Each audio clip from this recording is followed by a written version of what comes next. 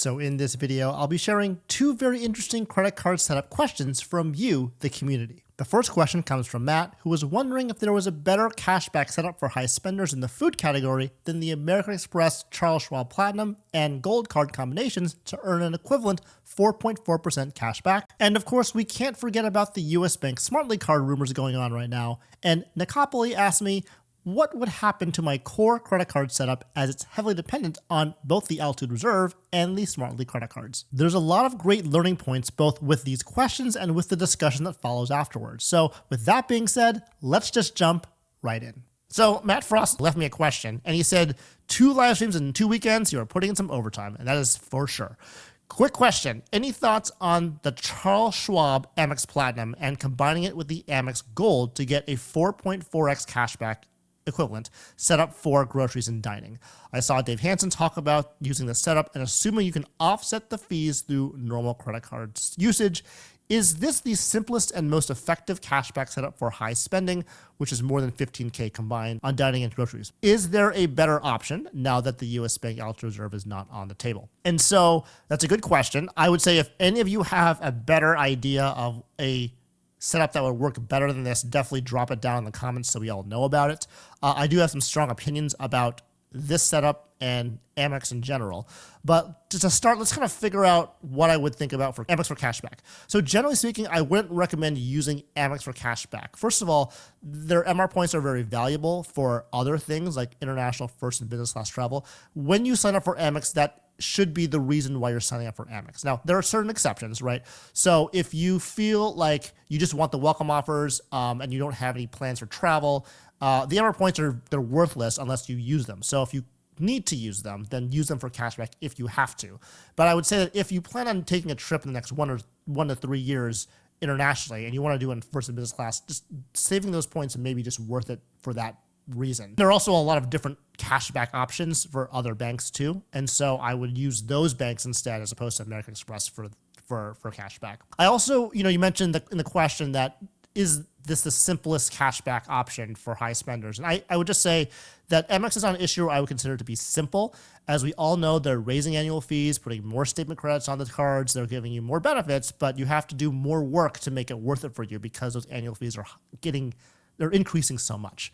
And so if we look at that, we can see that the Platinum Schwab and Gold combo is the $695 annual fee for the Schwab Platinum, $325 for the Gold. You get the 1.1 redemption for the cashback on Schwab, and you get the 4X on the supermarkets and dining. I think supermarkets, the cap is $25K per year, and the cap on dining is now $50K per year. So big caps, probably not going to be an issue, but still there. The issue with this is that you buy in at $1,020. So you're going to buy in first with these things. Not wrong, right? So if you get a welcome offer on both these cards, it's fine because if they're elevated, they're good, and you get a lot of MR points out of it. I would say, though, it's complicated because now you have the family language, so you have to get the green first, or you should get the green first because you don't want to not get that one. So there's that. So you buy in at $1,020. Like Yuri is saying, the City Custom Cash he thinks is better than the Amex Gold. I don't know if better is the right word, but I think it's definitely more usable for more people. And so what I would say is if you compare and contrast these cards, that's where you kind of figure out where the problem becomes. So if you get both those cards for 4.4% equivalent cash back, assuming you don't, I know your question did mention if you can use the credits, and I'll address that later on. But assuming you don't use the credits and you're buying it at $1,020, how long does it take to break even just from that $1,020, right? So basically you're taking that $1,020 annual fee, dividing it by 4.4%, you'd have to spend $23,000-ish or about $1,900 per month to break even from that cashback. That's multiplier only, by the way. And so if you do that, that's not unreasonable for a high spender, but it's also kind of a lot. And so that's just cash versus American Express, though, right? That's if you have just cash. But we all know that there are more credit cards on the market than just the American Express cards. There are other cards like the Capital One Saver One that gives you 3X at groceries and 3X at dining. And so they do that with no annual fee. So because of that, that differential is now 3X versus 4.4X or 4.4%. So now the question becomes, if you compare and contrast the credit card with the Amex Gold combo setup you mentioned, you have a 1.4% bonus on the multiplier. And so to get that 1,020 cash back comparatively to Capital One, and of course there's certain things that we have to think about, like Capital One is not the best for 1 cent per point cash back, but there's ways to do it that are not like that hard to do. If you do the math, you actually have to spend $72,800 to get that 1,020 back, or about $6,000 per month in food spending. So that's like a very extreme example. That's not necessarily to say that there's a lot more variables in play, but I'm just focusing on multipliers so you know that there are other alternatives that could be better, even for higher spenders. Sometimes when you think about cashback, the no annual fee option is actually the better way to go.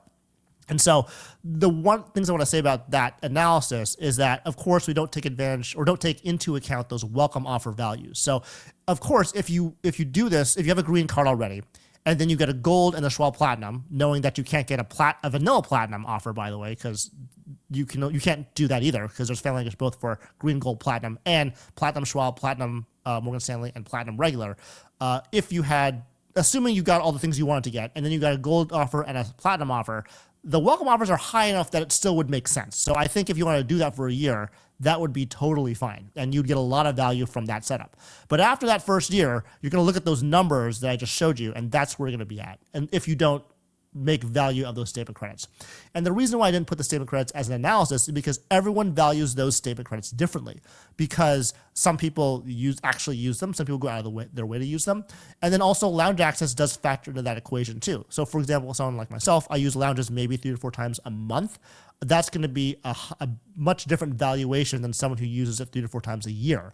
And so I think having that in mind, it's really hard to quantify how much of that annual fee is being recouped by doing things like statement credits or lounge access. So I say all of that to say that if you want to get a good cashback setup, I really do recommend no annual fee cards for this. And we'll see that in my setup as we move forward. 5% is the best that you can, but even if the Capital One Saver One, those are like great cards that are no annual fee, no foreign transaction fees too. And so there's a lot of options with that. So that's what I would say would be what I would answer that question. I mean, I would say, just as a blunt recommendation, if you have the cards that are the family language that you already have available and you want to get the gold and the Schwab Platinum, just run that for a year. And after that, you may want to just adjust fire based on what you have in your core setup at that point. Nicopoli says, Stan, he's challenging me to build my credit card strategy from scratch, and he has 2 challenges, and this is related to the U.S. Bank Smartly situation. What would your core credit card setup be if, 1, U.S. Bank completely discontinued the U.S. Bank Ultra Reserve or forced a product change into another U.S. Bank card like Go, Connect, Cash Plus, etc., and 2, simultaneously nerfed the Smartly Unlimited 4% cashback? As we all know, the Smartly card will not last as a mainstay for long. So to figure this out, this is what I had from my last video of my What's My Wallet. I have the US Bank Ultra Reserve, 2 customized cash rewards cards, and the US Bank Smartly card. It's a very powerful core credit card setup. The issue with the question that he's saying is that what if you could not use the US Bank Ultra Reserve anymore or the Smartly card? How would that affect your setup? Well, it would affect a great deal, as you can possibly see, because the US Bank Ultra Reserve is my main card and my US Bank Smartly card is my catch-all card.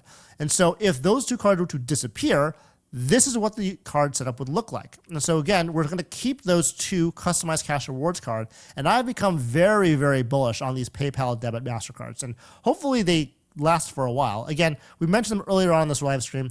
5% cash back on a choice category, which includes restaurants and groceries, up to $1,000 per month. Annoying things, you have to put money into a debit account on your app, so that's kind of annoying. The second thing is you have to choose the category every month, kind of annoying. It doesn't like roll over or anything. But what's really powerful about these cards is the way that the way you can do transactions now that credit cards don't really offer. So for the restaurant card for PayPal, if they have a credit card fee, you don't have to pay that fee anymore because you're using a debit card. And you still get 5% cash back on that purchase, which is amazing, right? And so that's fantastic. So I love that card for that reason.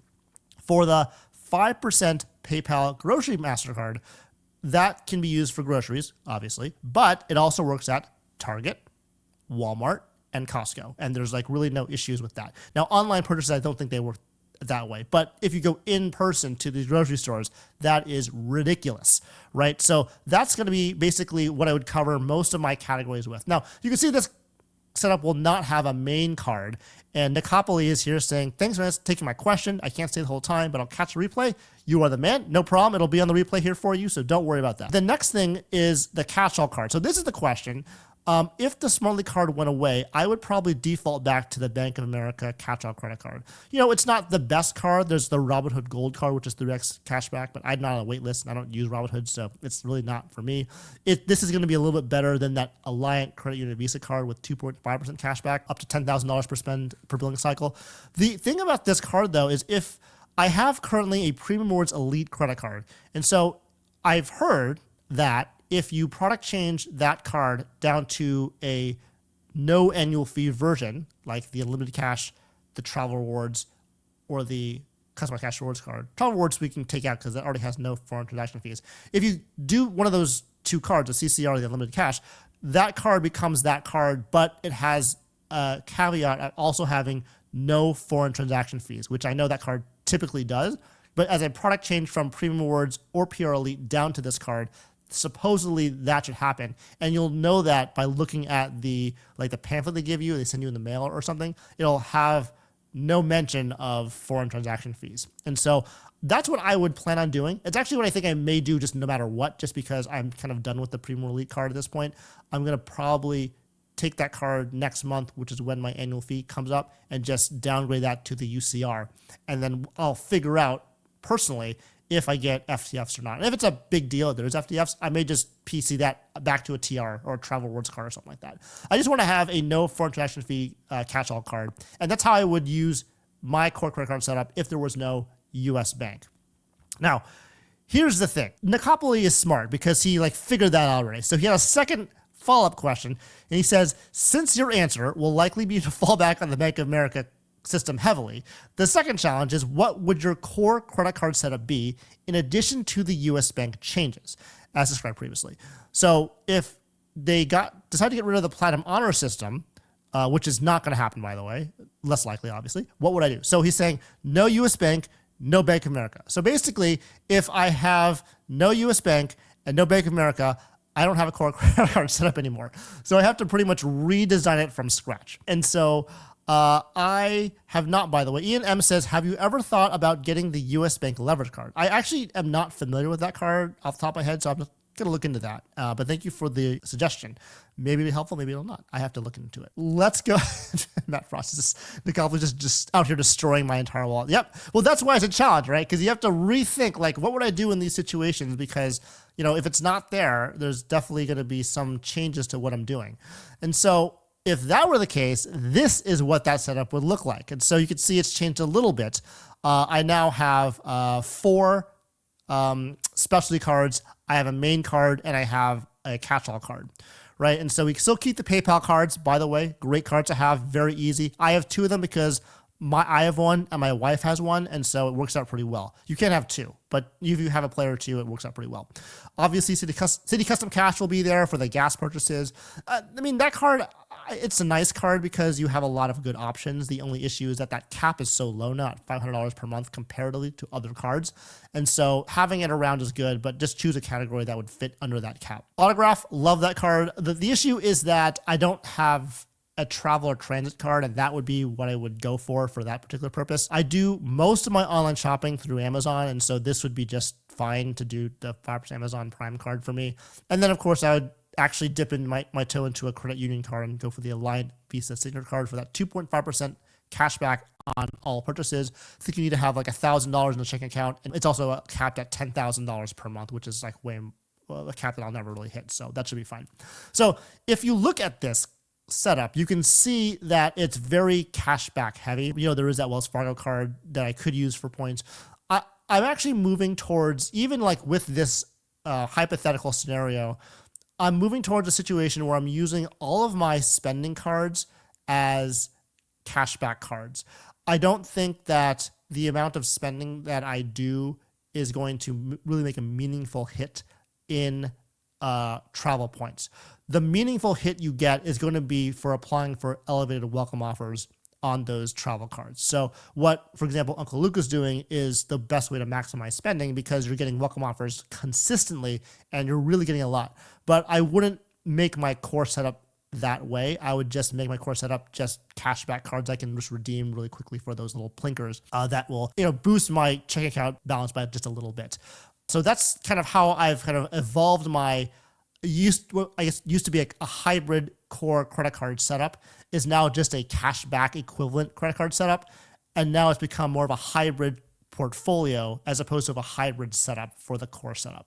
And that's personally for me what I think. Now, would I earn more points if I had point earning cards? Yes, but I'd rather just focus on elevated welcome offers and just do it that way to get the points that I need. So that is what I would say for that question. So hopefully answer it, Nicopoli, for you. Oh, one more thing too is kind of on that same line. So there's a welcome offer card, which are helpful, but there's also cards like the Hilton Honor Surpass, which has those benefits where if you spend a certain amount of money on a card, you can get a benefit. So this one, for example, you get $15,000 in a calendar year, you get a free night award from Hilton, which I think is worth it in some situations. So I think that if you're just not having a welcome offer or you want to get FNC, like this is one way to kind of do that at the same time alongside with your core credit card setup. So again, I want to add this Surpass card eventually to my setup as well, just so I have that option. So I would basically use the Surpass card at the end of the year, get that $15K out of the way, and then just revert back to the core credit card setup afterwards.